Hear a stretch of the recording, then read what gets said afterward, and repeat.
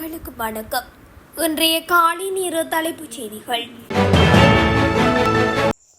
நாட்டில் தென்மேற்கு பருவப்பெயர்ச்சி மழை நிலைமை படிப்படியாக வலுப்பெற்று வருவதாக வளிமண்டலவியல் திணைக்களம் தெரிவித்துள்ளது. அடுத்த சில நாட்களில் நாட்டின் தென்மேற்கு பகுதிகளில் மழை வீழ்ச்சி அதிகரிக்கும் என எதிர்பார்க்கப்படுகின்றது. மேல் சப்ரகமுவ மற்றும் வடமேல் மாகாணங்கள் உள்ளிட்ட பல பகுதிகளில் அவ்வப்போது மழையோ அல்லது இடியுடன் கூடிய மழையோ பெய்யக்கூடும் என குறிப்பிடப்பட்டுள்ளது. சில இடங்களில் 100 மில்லிமீட்டருக்கும் அதிகமான பலத்த மழை வீழ்ச்சியும் பதிவாகலாம் என அறிவிக்கப்பட்டுள்ளது. அதேவேளை மத்திய மலைநாட்டின் மேற்கு சரிவு பகுதிகள் மற்றும் வடக்கு, வடமத்திய, வடமேல், தென் மாகாணங்களில் மணித்தியாலத்துக்கு 30 முதல் 40 கிலோமீட்டர் வேகத்தில் பலத்த காற்று வீசக்கூடும் என எதிர்ப்பு கூறப்பட்டுள்ளது. கடற்பரப்புகளிலும் மழை மற்றும் பலத்த காற்று நிலவும் என தெரிவிக்கப்பட்டுள்ளதுடன் சில கடற்பகுதிகள் கொந்தளிப்பாக காணப்படும் என எச்சரிக்கப்பட்டுள்ளது. மட்டக்களப்பு வவுணதீவு காவல்துறை பிரிவில் உள்ள பாவக்கொடிச்சேனை சிவன் கோவில் பாறையில் காயங்களுடன் முதியவர் ஒருவர் திங்கட்கிழமை காலையில் சடலமாக மீட்கப்பட்டுள்ளார். உன்னிச்சை நெடியமடுவை சேர்ந்த 63 வயதுடைய கணபதி பிள்ளை ஜோகராஷா என்பவரே இவ்வாறு சடலமாக மீட்கப்பட்டவர் ஆவார்.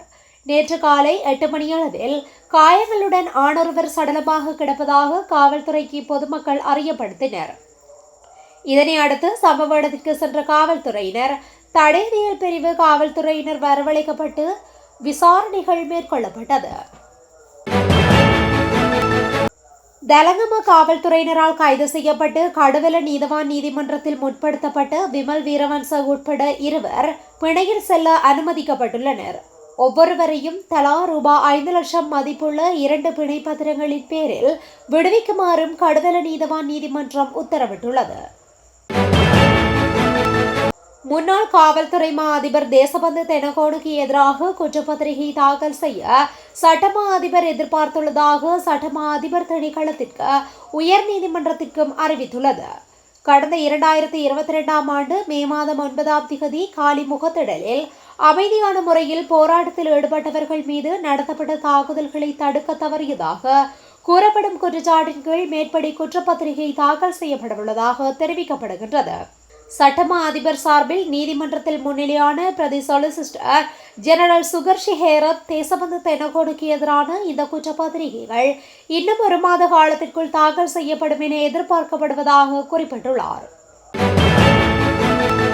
இலங்கை மீண்டும் ஒருமுறை வங்குரோத்து நிலையை அடையும் அபாயத்தை எதிர்நோக்கியுள்ளதால் தற்போதைய அரசு தனது தலைக்கண போக்கை கைவிட்டு சர்வதேச நாணய நிதியத்துடனான தொடர்ச்சியான அடுத்த கட்ட இணக்கப்பாட்டை நோக்கி உடனடியாக செல்ல வேண்டும் என்று எதிர்க்கட்சி தலைவர் சஜித் பிரேமதாச வலியுறுத்தியுள்ளார். ஐக்கிய மக்கள் சக்தியின் ஆசிரியர் சங்கத்தை ஸ்தாபிப்பதற்கான ஆரம்பகட்ட கலந்துரையாடல் ஞாயிற்றுக்கிழமை கட்சியின் தலைமையகத்தில் நடைபெற்றது. இதில் கலந்து கொண்டு உரையாற்றும் போதே அவர் நாட்டினை நியமான பொருளாதார தரவுகளை முன்வைத்து இவ்வாறான எச்சரிக்கையை விடுத்தார். யாழ்ப்பாண சிறைச்சாலையில் திங்கட்கிழமை உயிரை மாய்த்து கொண்ட புங்குடுதீவு மாணவி கொலை குற்றவாளியின் சடலத்தை மனைவி வாங்க முன்வராத நிலையில் இறுதிச் சடங்கை அரசு செலவில் மேற்கொள்ள நடவடிக்கை எடுக்கப்பட்டுள்ளது. புங்குடுதீவு பகுதியை சேர்ந்த பூபாலசிங்கம் ஜெயக்குமார் எனும் 46 வயதுடைய மரண தண்டனை கைதி யாழ்ப்பாண சிறைச்சாலையில் தனது உயிரை மாய்த்து கொண்டுள்ளார்.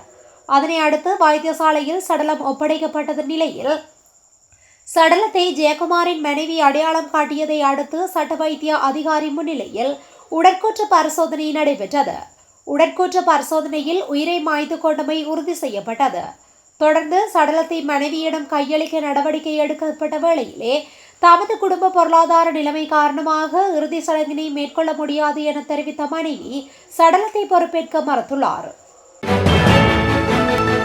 வெலிகம பெலன பகுதியில் வீட்டு முற்றத்தில் வேலை செய்து கொண்டிருந்த நபர் ஒருவர் திடீரென மயங்கி விழுந்து உயிரிழந்துள்ளார். 58 வயதுடைய குறித்த நபர் வீட்டின் வேலையை வெட்டி கொண்டிருந்த போதே திடீரென மயக்கமுற்று கீழே விழுந்த நிலையில் உறவினர்கள் அவரை அவசரமாக மருத்துவமனையில் அனுமதித்துள்ளனர். மருத்துவமனையில் அவசர சிகிச்சை பிரிவில் அவரை பரிசோதித்த வைத்தியர்கள் அவர் ஏற்கனவே உயிரிழந்துவிட்டதாக தெரிவித்துள்ளனர். அத்துடன் மரணத்திற்கான காரணம் மாரடைப்பு எனவும் வைத்தியர்கள் உறுதிப்படுத்தியுள்ளனர். உயிரிழந்தவரின் சடலம் உடற்கூற்று பரிசோதனையின் பின்பு உறவினர்களிடம் ஒப்படைக்கப்பட்டுள்ள நிலையில் வெலிகம போலீசார் மேலதிக விசாரணைகளை மேற்கொண்டு வருகின்றனர். சலுகை விலையில் மூக்கு கண்ணாடிகள் வழங்குவதாக உறுதியளித்து தலவாக்கல பகுதியில் மூக்கு கண்ணாடி பாவனையாளர்களிடம் முன்பணம் பெற்றதாக கூறப்படும் 4 பேர் கைது செய்யப்பட்டுள்ளனர். தலவாக்கல நகரில் பார்வை குறைபாட்டுக்கான பரிசோதனை முகாம் ஒன்றை நடத்தியுள்ள குறித்த 4 பேரும் நோயாளிகளிடம் பல்வேறு வகையான வில்லைகள் கொண்ட கண்ணாடிகளை காட்டி அவற்றை பெற்றுக்கொள்வதற்காக முன்பணம் செலுத்துமாறு கேட்டுக் கொண்டுள்ளனர்.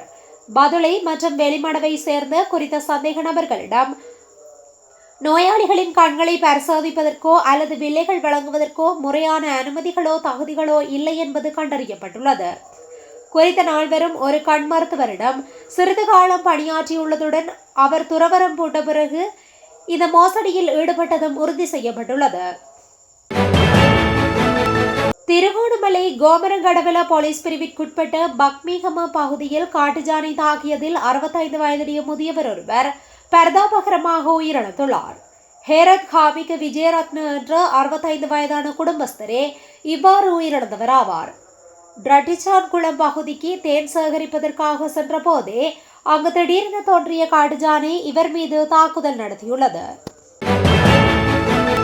தவறான பிரசாரங்களை நம்பி ஏமாற வேண்டாம் என்று இலங்கை மத்திய வங்கி பொதுமக்களிடம் கோரிக்கை விடுத்துள்ளது. பணம் அச்சிடுதல், பணப்புழக்கம் மற்றும் நாணய மாற்று விகிதத்தை தீர்மானித்தல் போன்ற விடயங்கள் குறித்து இலங்கை மத்திய வங்கி எச்சரித்துள்ளது. குறித்த விடயங்கள் தொடர்பில் விசேட தொழில்நுட்ப அறிவு மற்றும் புரிதலுடன் பகுப்பாய்வு செய்யப்பட வேண்டியவை என்று இலங்கை மத்திய வங்கி குறிப்பிட்டுள்ளது. இத்தகைய தொழில்நுட்ப அறிவு இல்லாத தரப்பினரால் இந்த நாட்களில் வெளியிடப்பட்டு வரும் தவறான கூற்றுக்கள் பொறுத்து பொதுமக்கள் அவதானத்துடன் இருக்க வேண்டும் என்று மத்திய வங்கி விடுத்துள்ள அறிக்கையில் தெரிவிக்கப்பட்டுள்ளது. நிதியமைச்சின் கணினி அமைப்பின் இணையவழி பாதுகாப்பு ஊடுருவலை தொடர்ந்து ஹேக்கர்ஸ்களினால் மோசடி செய்யப்பட்ட $2.5 மில்லியன் தொகையிலிருந்து வெறும் $200 மாத்திரம் கண்டுபிடிக்கப்பட்டுள்ளதாக தெரிவிக்கப்படுகின்றது. கடந்த ஆண்டின் இறுதிக்கால பகுதியில் திரைசேரியிலிருந்து வெளிநாட்டு வங்கி கணக்குகளுக்கு மாற்றப்பட்டதாக கூறப்படும் காணாமல் போன நிதியை கண்டறிய இலங்கை அதிகாரிகள் அமெரிக்க அதிகாரிகளிடம் உதவி கோரியிருந்தனர். பணத்தின் ஒரு பகுதி அமெரிக்காவின் டெலாவரில் உள்ள ஒரு வங்கி கணக்கிலும் மற்றொரு பகுதி வேறொரு மாநிலத்தில் உள்ள வங்கியிலும் வைப்பிலிடப்பட்டிருந்தமை கண்டறியப்பட்டதாக தகவல்கள் தெரிவிக்கின்றன.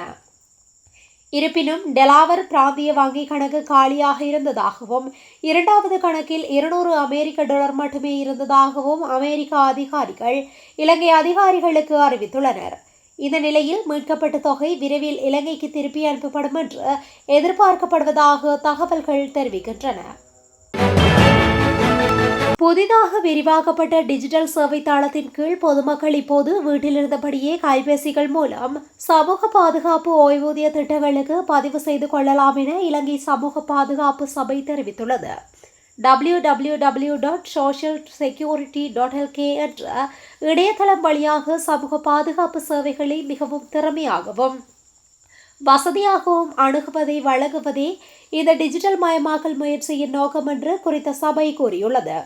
மேலும் பரந்த பொது பலன்களை கொண்டு பல்வேறு ஓய்வூதிய மற்றும் சமூக பாதுகாப்பு திட்டங்கள் அறிமுகப்படுத்தப்பட்டுள்ளதாகவும் இது நாடு முழுவதும் உள்ள குடிமக்கள் எளிதாக அணுவதற்கு வழிவகுக்கும் என்றும் அந்த சபை தெரிவித்துள்ளது. அதற்கமைய இந்த ஓய்வூதிய திட்டங்கள் ஓய்வு பெறுபவருக்கு மட்டுமல்லாமல் அவரது முழு குடும்பத்திற்கும் நிதி பாதுகாப்பை வழங்கும் வகையில் வடிவமைக்கப்பட்டுள்ளது. இந்த வருடத்தில் இதுவரை 99,032 சுற்றுலா பயணிகள் இலங்கைக்கு வருகை தந்துள்ளதாக இலங்கை சுற்றுலா அபிவிருத்தி அதிகார சபை தெரிவித்துள்ளது. ஜனவரி 1 முதல் மே 24 வரை இந்தியா உள்ளிட்ட பல நாடுகளிலிருந்து அதிகளவிலான சுற்றுலா பயணிகள் நாட்டை வந்தடைந்துள்ளனர். மே மாதம் மாத்திரம் 1,13,755 பேர் வருகை தந்துள்ளதாகவும் அந்த அதிகார சபை குறிப்பிட்டுள்ளது. ஹஜ் பெருநாளை முன்னிட்டு நாடு முழுவதும் விசேட போக்குவரத்து மற்றும் பாதுகாப்பு திட்டம் அமல்படுத்தப்பட உள்ளதாக போலீசார் தெரிவித்துள்ளனர்.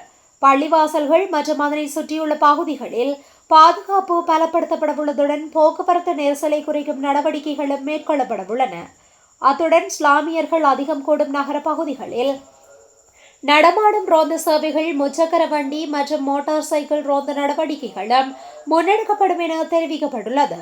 சந்தேகத்திற்கிடமான நபர்கள் அல்லது பொருட்கள் தொடர்பில் 119 அல்லது 118 அவசர எண்களுக்கு தகவல் வழங்குமாறும் பொதுமக்களிடம் கோரப்பட்டுள்ளது. இத்துடன் தமிழொலியின் இன்றைய காலை நேர தலைப்புச் செய்திகள் நிறைவடைகின்றன. தொடர்ச்சியாக செய்திகளை அறிந்து கொள்ள தமிழொலி ஊடகத்துடன் இணைந்திருங்கள். நன்றி, வணக்கம்.